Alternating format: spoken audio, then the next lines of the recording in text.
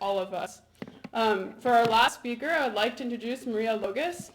Maria is a retired attorney for the New York State Unified Court System and has over 3 decades of legal experience. She joined Philoptochos at age 18, following the footsteps of her grandmother and her mother, who held several positions in the organization. In 1986, Archbishop Iakovos of North and South America of blessed memory appointed Ms. Logos to the Philoptochos National Board in the role of parliamentarian. Multiple leadership roles followed, including chair for 2 national conventions and first vice president under Presidents Mimi Skandelakis, Ivi Kondakis, and Georgios Skedas. She was president of the board of St. Basil Academy for several years and served on the board of Hellenic College Holy Cross Greek Orthodox School of Theology and St. Michael's Home, and she is currently the president of National Ladies Philoptochos. Thank you, Maria. Please let us welcome her to the podium.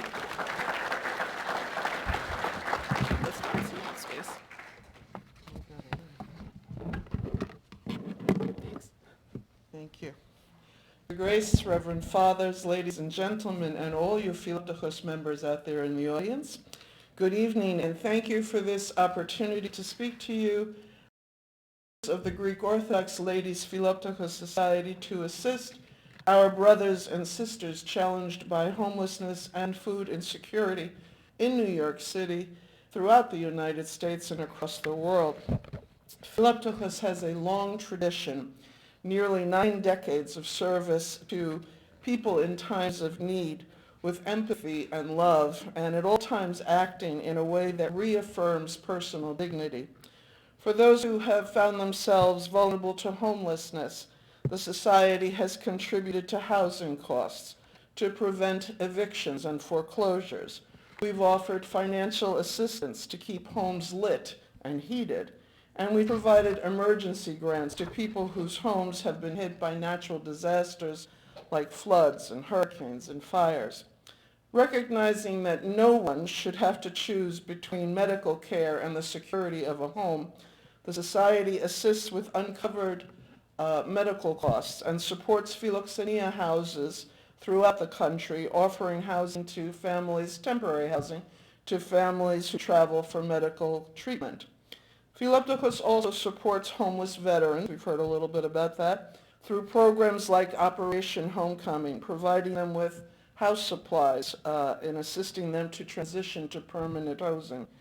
We help victims of domestic violence, the leading cause for women with and without children to become homeless, and to families affected by divorce and or abandonment of the breadwinner. And of course, we offer our love and our assistance to the elderly, the disabled, and those who have applied for public assistance as they await initiation of benefits. These essential grants, financial grants, have had a direct impact on the lives of so many people in need. Probably, if we were asked to, we would be hard-pressed to actually estimate the number of people assisted by more than 400 chapters across the country. But we keep them. We try our best to keep them in homes that they might otherwise have lost.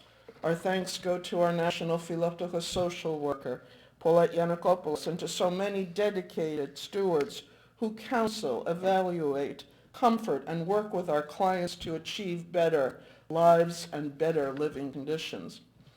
It was a random and completely unexpected experience that brought many Philoptochos stewards to a more personal and direct contact with the hungry and homeless. Soon after I was appointed national president, I was on the bus coming home, and I was seated in one of these plush kind of, buses, and I was trying desperately, but very unsuccessfully, not to listen to the conversation of the people who were seated beside me. Their very loud chatter focused on their recent sightings of what they considered to be more and more homeless and hungry people on the streets of New York City. They were less than sympathetic to their plight of their fellow New Yorkers, and they assigned a variety of reasons to the problem. The mayor was at fault, the president was to blame, the homeless were lazy, mentally disturbed, and just wanted to take it easy. Most disturbing of all was their absolute conviction that they wanted nothing to do with helping these people. That conversation launched a journey that led to the National Philoptochos Feed the Hungry campaign, which to date has provided meals to hungry and homeless people across the United States and across the world, and which resulted in Philoptochos being honored as a hunger hero by Feeding Children Everywhere, an international organization that fights hunger throughout the world. As I hope you will all agree, Philoptochos has a long and well-deserved history of charity. But looking at this problem, the problem of food insecurity and homelessness, caused us to think more about a more hands-on kind of philanthropy, the actual hand-to-hand offering of assistance to people, what my friends now refer to as get your nails dirty philanthropy. Tragically, we learned, and I now am suspicious of all the numbers that I've come across, but tragically we've learned that approximately 40 million Americans struggle with food insecurity, and even more heartbreaking, that 1 in 6 children in this country, the richest country in the world, 1 in 6 children do not know where their next meal will come from. With those very sobering statistics in mind, we challenge chapters across the Archdiocese to provide meals, not to just pay for them, but to actually provide meals to homeless and hungry people in their communities. Philoptochos chapters, as we know that they always do, responded with unexpected passion and enthusiasm. One single chapter, in fact, provided 65,000 meals alone. And to date, I am very happy to tell you that we have provided more than 3 million meals to homeless and hungry people across the United States. Here in New York City, the National Philoptochos sponsors a monthly soup run just outside and sometimes inside Penn Station, a ministry that has resonated with each of us deeply and profoundly, touching our souls and our hearts and reaffirming not just our love for our brothers and sisters, but most significantly our faith. As in all life experiences, these encounters offer lessons that might help you decide to join in the fight against the hunger and homelessness. Some lessons learned. The hungry and the homeless are just like us. Early on, while preparing for our first soup run, we visited a long-established weekly soup kitchen, in fact, right next door at Jan Hus. The experience was an eye-opener. The guests were distinguished, orderly, they were dignified, they were appreciative. They were young and they were old, and on that very first visit, we saw a little girl, a 4-year-old, who celebrated her birthday with all of the guests surrounding her and with candles ablaze, the whole thing. That night, we learned that homelessness and hunger can happen to anyone. Some are brought to that state by life-threatening illnesses, the loss of work, by the quirk of fate, and some are poor. Homelessness and hunger are conditions, we heard that before, they are conditions that people find themselves in. It is not who they are. It is what they are experiencing. Homeless and hungry people have valuable stories to share with us. At our outings, we offer clothing and meals and personal care products to about 100 people, a little more than 100 people on a Thursday night. And some have shared wonderful stories with us. Many will ask if they can give anything back for the hot meal that we're offering to them. And some are more willing to give it to another friend that they think is more needy than they are. And some tell us about jobs that they've lost and careers that are now in the past. One beautiful young man was particularly impressive and left a memory that I think is indelible. He thanked us for looking directly into his eyes. And I looked at him and I didn't quite get it, and he explained that most people will not look at homeless people. They treat them as if they are invisible. I don't think any of us after that night could ever do that again in our lives. Don't feel badly if you can't feed one. The problem of homelessness and hunger may look insurmountable or unsolvable, but don't allow the absence of a complete solution to rob you of the joy of helping even one person. Be comforted by the fact that you have helped make one night easier for one person. We can make a difference, one person at a time. Treat your guests as guests. We refer to the people we serve as our guests. This reminds us to treat them with the same dignity and respect that you would guests in your own home. Try to engage the guests in conversation. They are in desperate need of personal contact. And if possible, if you feel you can, reach out physically, shake their hands, and give them a hug. Don't think about what your yaya would say. Just do it. I can assure you that you will get more out of the hug than they get. Welcome the presence of our priests. I see lots of priests here tonight. I think that we can all agree that people living on the streets of New York and other cities like this, they have to have strength and resilience. But what we learned that was a little bit surprising was that they are also people of faith. Our guests often refer to their faith and sincerely thank Philoptochos women, but their connection to our clergy is immediate and palpable. While many of the guests have seen and experienced the darker side of life, they still have a strong core of spirituality. They are people of faith, and they are hungry for the comfort, guidance, and support of a priest. Be prepared for problems, but welcome the joy. I read an article once that said that approximately 40% of the people on the streets suffer from some degree of mental illness. We cannot assure you that you will not experience or encounter problems, but thankfully we've been lucky and we haven't had too many serious issues.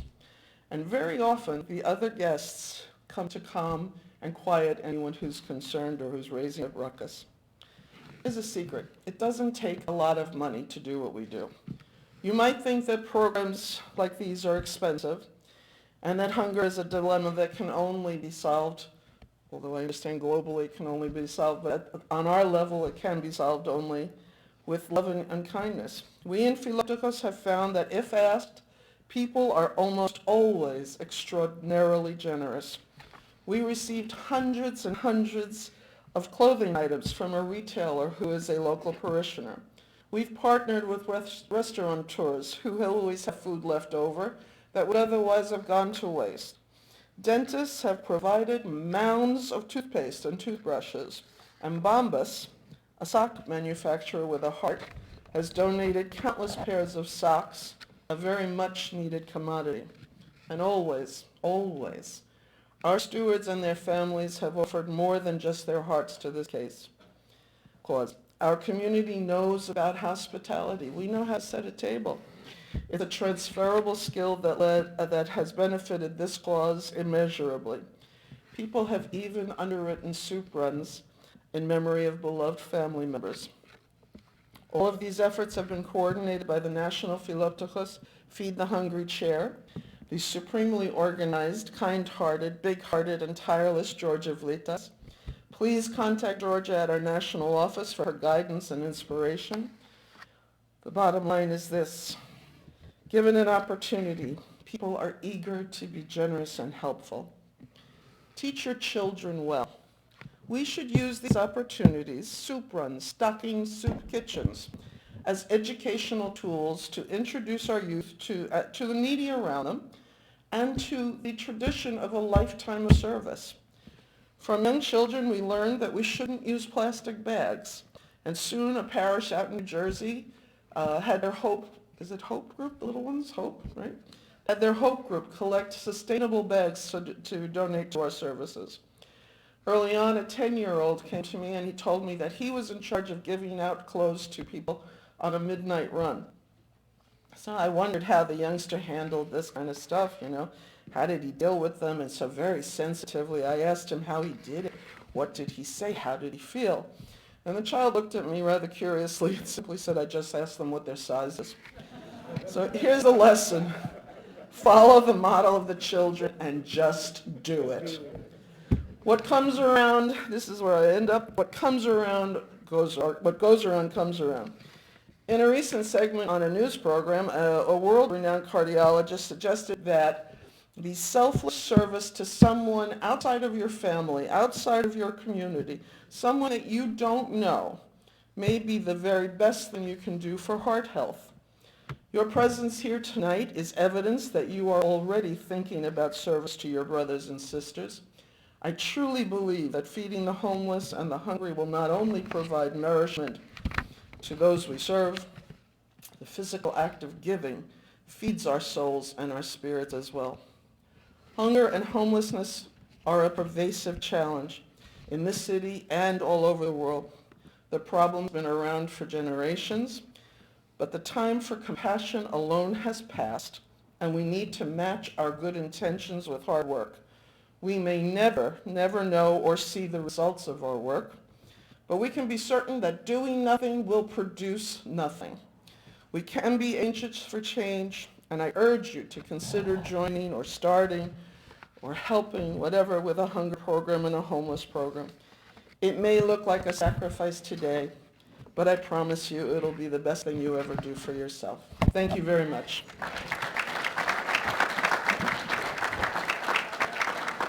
Thank you, Maria. I think, again, all the beauty of what is being said too, it brings us back to the human beings that we are, right? And what you talked about, looking the men in the eyes, and just that fact that we looked at each other in the eyes, the dignity that each human deserves and is that comes with being a human is so well-deserving and needs to be within our interactions. And also, thank you for Philoptochos and amazing 400 chapters. I know growing up in the church, the Philoptochos ladies are always sometimes behind the scenes, but really make the church work. So we're really grateful, because without Philoptochos, really a lot of programs would not be there. I would just like to thank the panel again, because they were really fantastic.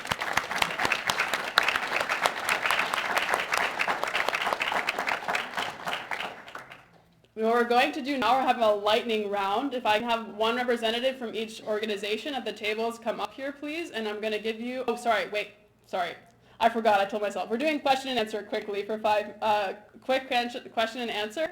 We're going to do it for about 8 minutes, because we want to have enough time to go around to the tables. Then I will call representatives up. So Father Nicholas, yes, we have one question over here. Sorry, we have a microphone coming around, and then it's open to the panel. And panelists, you have a microphone at your table. Hi. My question is this: you mentioned counseling services. What is being done to assist people who may be in danger of losing their homes in terms of legal representation? It's an interesting question. At some point in time, we actually had wanted to gather